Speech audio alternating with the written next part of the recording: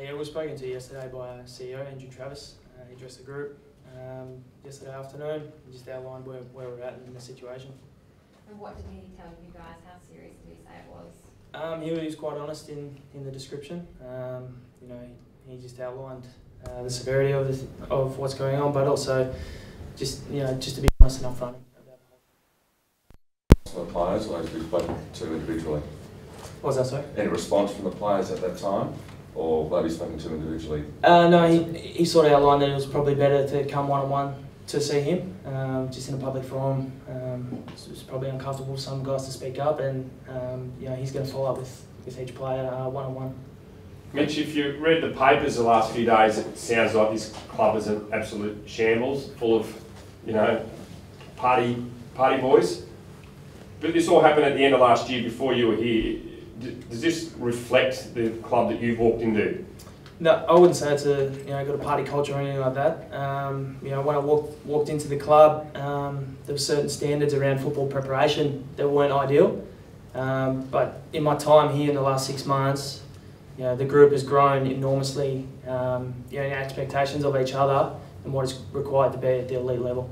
You come from a footy club that's dominated for a decade on the back of standards, I suspect. How far short is this footy club? Yeah, we all know Hawthorn, the way they conduct themselves off field is second to none, and I wouldn't say we're a long way off, but when I did arrive there was some, just preparation in terms of our training and whatnot that wasn't great. Nick Malcheski said the same thing when he came here, Rocket said the same thing, so there was things that we identified early in the piece that we needed to get right, and the last 3-4 months we've really stepped up that, and we see guys that in years gone by may have not been suspended for actions off the field, and this year they have done that, so that just shows the growth and the ownership that the players are taking on these standards. Is it embarrassing to be a Gold Coast Sun at the moment? No, I wouldn't say it's embarrassing. It's disappointing that this has surfaced, but we're a galvanised group. We're united. That's one of our values, and we'll stick together. We'll support the boys when they need that and if they need that, and we'll keep moving forward. We've still got 8 or 9 games of this season to go, and as a playing group, we're focused on playing games, and we'll let the administration handle the off-field matters. Just on that, with where you came from, and then you and Nick also in the same boat. So, have you felt confident though, since you've been here, to voice your concerns to either administration, or has it just been amongst the playing group or to your skipper, or how have you gone about it? No, it's quite transparent. Right from the top down to the bottom. There's no hierarchy here, and that's been spoken about since I arrived. And I think everyone's got an equal amount of opinion amongst the group, and if there's something that it's not quite right, it's encouraged to be spoken about and then rectified in the right manner. But you've perhaps seen things Hawthorn have worked. Have you tried to implement any of those here, or seen maybe this is what we should be doing instead? Yeah, without a doubt. There's been a lot of players with different ideas, particularly guys that come from different clubs. Myself, Nick, Gary as well. Obviously, Rocket come from a different program as well, and you put those minds together and you can actually come up with some really good standards and drive those as a group, and I think that's what we're seeing at the moment. Mitch, there's been some talk about a rift within the playing group. Is that something that you've noticed since you've come in at all? No way. As I said earlier, the group is united, we're galvanised, and there's definitely no rift between the playing group. We understand what we need to do in this back half of the year, and we're all collectively jumped on each other's backs to get that done. Campbell Brown said there was a lack of leadership given that it's such a young playing squad. Do you agree with the sentiments that he made, that there probably is a lack of the older established players to lead the younger guys? Probably we are a young group, but I don't think there's a lack of leadership. We have young guys amongst our leadership group, but they've been in the system 4 or 5 years now. They've been around older guys, they've learned off older guys. We've got a wonderful captain in Gary Ablett. Rich Catelli's carried that load for the last few weeks now since Gary hasn't been on the field, but I think that just shows the support that the leadership group have off the rest of the playing group. We all lead in different capacities, but I wouldn't say there's a lack of leadership within the group. Do you know if any SUNS players have come forward, or have there been talks of any players coming forward? No, I have no idea. That's an administration taking care of that.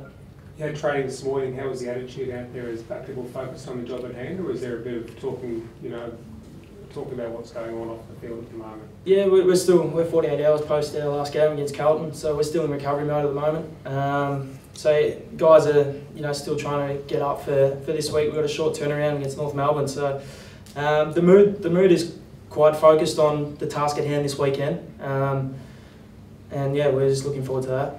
I know you're trying to, but how much of a distraction will this be though, for the players to concentrate and put their efforts towards North Melbourne on the weekend? Well, any off-field indiscretion is a distraction to some extent, but that tests the growth of the group, where they can sit down and focus on North Melbourne this week. And all the meetings that we've been in so far have been focusing on North Melbourne and how we're going to beat them this weekend. And how do you feel like being the face of the club at the moment, obviously, because you obviously weren't here last year, being put in this position? How do you feel? No, it was it was. I was asked to do it. I wasn't forced to do it. I accepted, and I'm proud to be a Gold Coast Sun. So there's no issues here. Mitch, can you be a bit more specific about what you've seen change since you've come here? That you said when you came you were a bit disappointed, I guess, about a few of the standards. What specifically changed in the last few months? I touched on it earlier. Guys being suspended for things they may have got away with in previous years. I think that's a big one for me. Just not being able to do what you want. Breaking team standards, that's a big issue, and to be punished for that, is something that has been a massive improvement. What else from a football perspective have you seen lifted in terms of preparation and training from standards? I guess our overall intensity on the track has been huge, particularly the last 3 or 4 weeks. We've had a tough month out on the field, playing 5 of the top 6 sides, and I think we answered that challenge really well. But just our stuff off the field, our training, our diet, our weights, all that sort of stuff, just those little things that are going to help us on the field, they've been improving week by week, and again, that just shows the growth of the group. Mitch, given it's Family Day this weekend, what would you say to them young families and also the supporters that have shown faith in the club only to have something else come up? Yeah, look, I implore them all to get along to the game this weekend. It's going to be another great game, and we've been on the wrong side of the ledger the last few weeks. But as a group, we believe that we're just one game away from turning it all around, and hopefully North Melbourne's the start of that for us. Do you think they have a right to be a bit just disenchanted given the on and off field stuff? Yeah, they're entitled to their opinions, but as a football club, we know we're heading in the right direction. We're facing up to this. We're not trying to hide from it. So we're being honest. We're being transparent in everything we do, and we hope that our fans stick by us this weekend. Just on the field stuff after Sunday, obviously a lot of skill errors and turnovers, but where else perhaps let you down against Carlton on the weekend? Just defensively, we were a little bit off in certain areas. Carlton were able to score a lot of easy goals, which is disappointing because that's something we focused on over the break. But also, we're just a little bit safe with ball in hand. We'd like to be a little bit more bold, but just the way we sort of played was a little bit safe.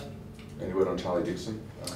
Not yet. No, he's as we know a little ankle, but we'll let the medicos sort that out. And what came out of the midfield review? It seemed to be a bit of a drop off compared to the previous 2 weeks in terms of effort. Yeah, it was. We sort of got smacked in the middle a little bit, particularly clearances out of centre bounce, and again that was just effort across the board. We just didn't really turn up to play as we had in weeks gone by.